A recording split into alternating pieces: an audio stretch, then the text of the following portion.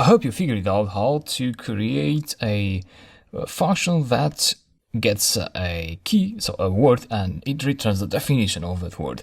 So let me quickly build that program. Let me call this app1.py import JSON data equals to JSON.load open data.json. That's it. And define the function translate. Let me call this translate word, and yeah, all you have to do is return data word. That's it. And then you can either let's say you can either do something like word equals to rain, or you can do this dynamically by asking for input from the user. Enter word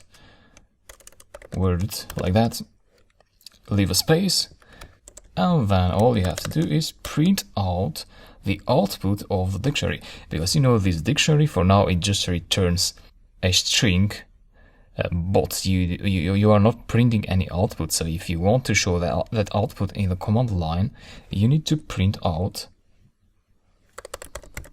translate word, and that's it. Now don't get confused with these variable names. This is a global variable and this is also a global variable. So we define the variable here and we pass it here, and then this, whatever is passed in here, goes to this one here. This could be a different word, a different variable name. So let's say w. So this is a local variable. It has a meaning inside the function, and it can be everything. So if you pass w here, it has to be w in here too. And this passes this value into this value in here. So usually programmers, they prefer to just enter the same name here and there. But for you as a beginner, I wanted to show you this difference, that this doesn't have to be the same with this. So save the script, maybe open another terminal. Python 3 app1.py, execute, enter a word, rain, and this is the output. How about this word?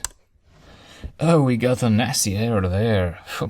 But you don't want to show that to the user, right? Because this is not very readable. Trace back most recent call last. Okay. So how do we count for this scenario in our code? You need to figure that out. So think about it. In the next lecture, we'll do just that. So we need to take into consideration that word that the user passes may not be in the dictionary set of keys.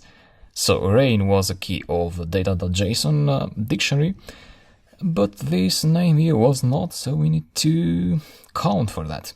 I'll show you that in the next lecture. See you.